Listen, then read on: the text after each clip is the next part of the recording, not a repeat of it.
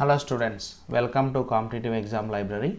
Today we are going to see constructional details of the induction motor. Constructional details of induction motor. So already we are discussed in induction motor we are having two types of major parts will be there. One is the stator, another is the rotor. So first one is the stator, another is the rotor. So the stator, if you observe, it is made up of, see if you observe this constructional details, so just I am showing the diagram here. The stator will be, you are observing here, the stator core will be there. In that core we are having these laminations. Actually they are made up of these laminations. So let us discuss about the stator now first, then we will go for the rotor. So stator having, we are already know that is a three-phase winding will be there for the stator. For three-phase winding we are going to connect the supply, that is three-phase supply will be given for that, then it is going to give the mechanical energy as the output, that is we are already know. So if we observe this constructional detail, construction of the stator, it is having the stator core, and inside of the stator core we are having this stator slots. In this stator slots we are going to place the three-phase winding. So normally the three phases means for each phase will have two windings that will be brought to this terminal box and it is connected. Okay, so construction, if you observe this, it is made up of thin laminations of silicon steel. So thin laminations of silicon steel. So why it is silicon steel? So you know already why it is a laminations, we are already know why we are going to use the laminations, to reduce the eddy current losses. We are already know the same reason here also, and silicon steel is to reduce the hysteresis losses, that is to reduce the hysteresis losses, as well as the laminations to reduce the eddy current losses. So what we are doing here, we are going to place the insulated conductors are placed in this stator slots. Insulated conductors are placed in this stator slots. We are going to place this in this type of slots here. And the speed, okay, when you observe the speed of the synchronous speed, that is a stator speed, that is equals to 120 f by, we are given it as 120 f by p. So as it is required, the number of poles are very high, means what will happen, the speed will be decreases. As the number of poles will be very less, means what will happen, the speed will be increased. So the speed will be depends upon the number of poles.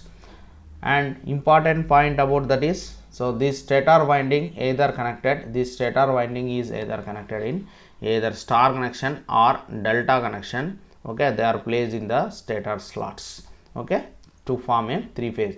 So that is we are already know, whenever you give a three-phase balanced supply for three-phase windings which are distributed by 120 degrees, we are going to get the rotating magnetic field. That rotating magnetic field at rotating at synchronous speed between the air gap of stator and rotor. This is the small introduction about the stator. It is having three-phase winding. So the three-phase winding may be either it is connected in star or delta. Okay, so star or delta connection. So that is the introduction about the stator. The speed will be depends upon the number of poles. Let us see what are the different types of rotors will be there. Now come for the rotor construction. When you see the rotor construction, we will have majorly two types of rotors will be there. One is the squirrel gauge rotor, another one is slip ring or wound type. Slip ring, we will call it as slip ring or wound type of rotor. Two names will be there, that is slip ring type or wound type of rotor will be there. First we will discuss about the squirrel gauge, then we will go for the slip ring or wound type of rotor.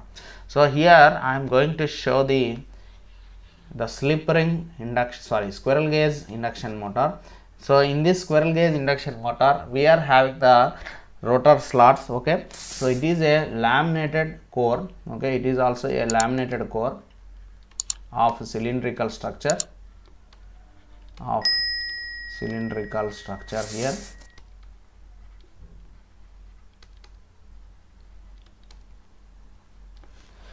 and it is also having a parallel slots. Okay, it is having all parallel slots in this rotor, and this parallel slots we are placed the rotor conductors. So having a parallel slots, in the parallel slots we are placed the rotor bars. Here it is not rotor conductors, the rotor bars. That bars may be made up of either copper or aluminum. Copper or aluminum bars are placed. So in the case of the type of the squirrel cage induction motor. And this induction motor, in this induction motor we are having, finally we are having copper bars or aluminum bars. They are short circuited with the end rings. They are short circuited with the end rings or short circuited rings, and finally they are going to placed on the shaft of the induction motor.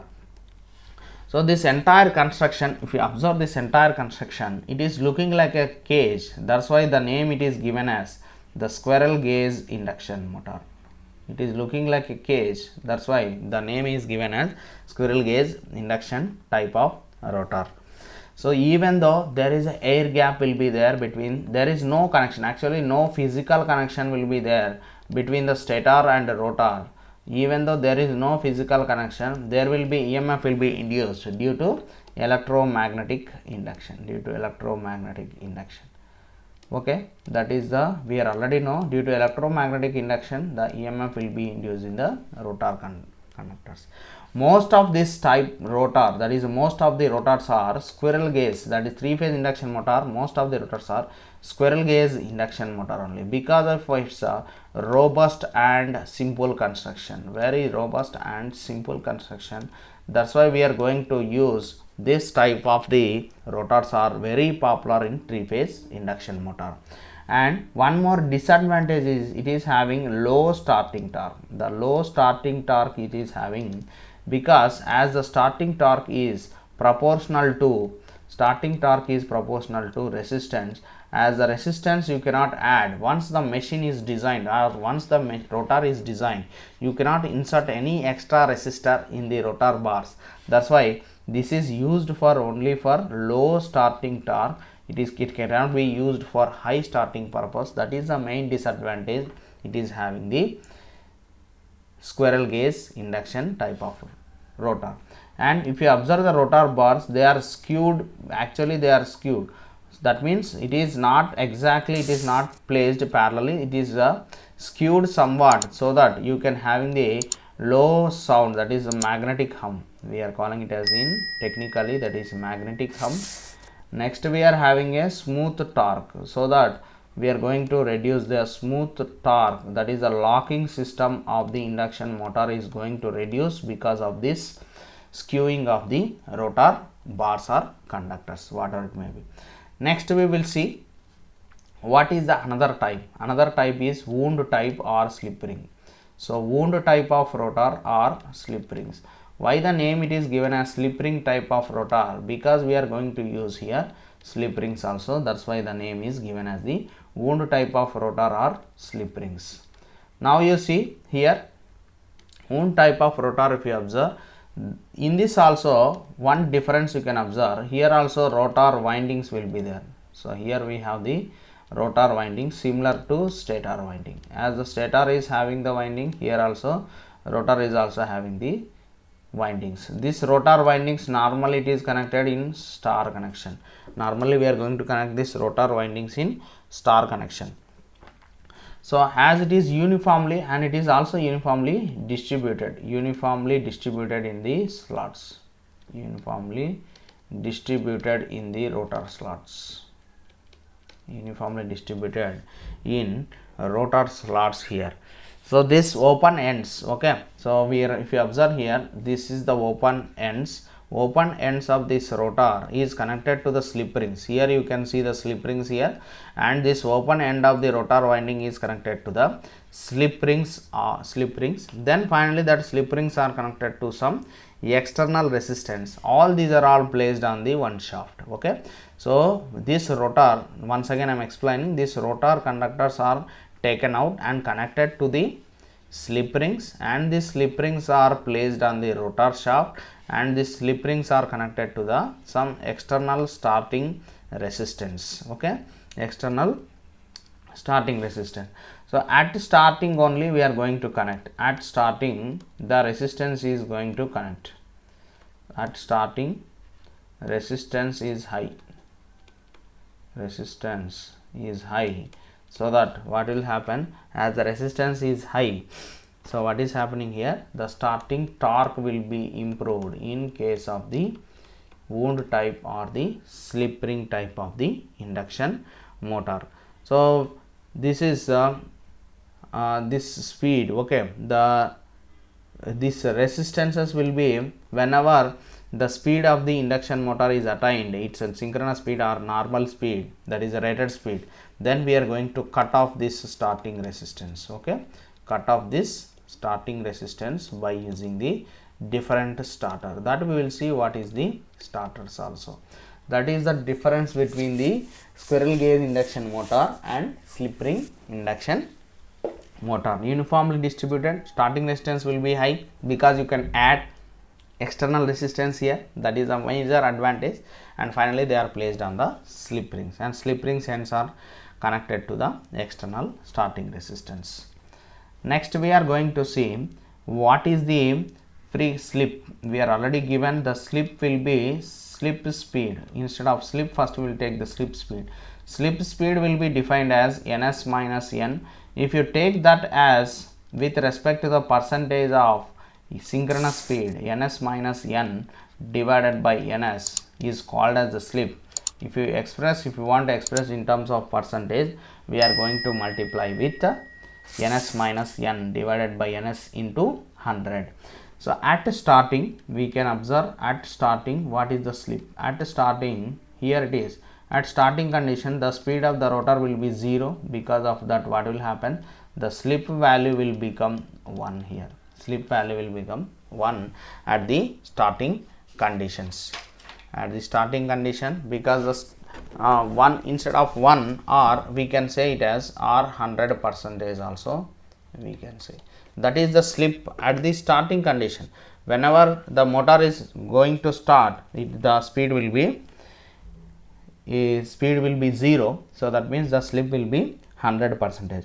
So the slip change will be no load to full load. No load to full load condition, the slip speed will be actually very sharply, it is going to change from 0.1% to 0.3%, it is going to change. Next, rotor current frequency. Rotor current frequency. When you have the rotor current frequency here, so what is the effect on rotor side because of the slip? So frequency normally, first I will write on the stator side. Stator side the frequency will be, synchronous speed will be 120 f by p. So what is the frequency it will become? That is ns into p divided by 120. That is the stator side. When you observe on the rotor side, as the rotor is rotating, so we can say it as, that is speed will be slip speed, ns minus n is equals to 120 f dash by p. I am taking on the stator side. So f dash we can take it as ns minus n into p divided by 120. So here from this formula you can say, s is equals to ns minus n divided by ns. So we can write it as ns minus n will be written as s into ns. So you substitute here, what you are going to get, n into ns divided by 120. So s into, we can write as ns p divided by 120 f. Is it not the stator frequency? So f dash will become the s times of the stator frequency. Very important formula that is going to get affected. S times will be f. So f dash will become s times of the f. Next, what are the another effects? So what are the another effects? So in this case also, if you observe at starting condition, at starting we are having the slip will be how much? At starting slip will be only 1. So f dash will become f only at the starting conditions. Okay. Next you observe here, one more thing is effect of slip on the rotor circuit. Effect of slip on rotor circuit. So if you observe this effect of the slip on the rotor circuit, as it is running at the starting condition, slip will be equals to 1. That means n will become 0, the slip will be equals to 1. So under that condition, what is happening? The frequency of the field, that is the field rotating field, as well as the EMF induced will be in the rotor side, will be all are equal. Okay, so frequency will be same, the stator field winding as well as the, that is stator field rotating, then the EMF induced in the rotor at the starting. So whenever you have the some motors going to start running conditions, what is happening? So there will be a slip will comes into picture. So EMF as well as frequency as well as reactance, they are going to get affected because they are proportional to the slip. So they are going to get affected. So that may be a decreases. So what we can say, rotor EMF per phase, rotor EMF per phase value will be, we can say it as S times of S2, that is going to decrease, as well as the rotor reactance per phase, rotor reactance per phase value will be S times of X2. Next, rotor frequency will be, we can say it as rotor frequency will be S times of F. So that is the effect of the rotor slip on the rotor circuit. So S at static condition, S will be 1. So that is will become equal at starting conditions. The rotor EMF will be equals to the stator EMF having the same frequency. But during the running condition, the slip speed will be comes into picture. Because of that, there will be effect on the rotor side. Okay, so that's all in this video. So if you are seeing first time this channel, please like, share and subscribe the channel. In the next video, we will see the, so what are the starting methods will be there for the induction motor. First we will see what is, why the induction motor is not a self starting device. Then we will go for the different types of the starting methods of induction motor. In your syllabus you are having only star delta starter. So if you have any queries, you can comment. I can reply in the comment box. Thank you very much.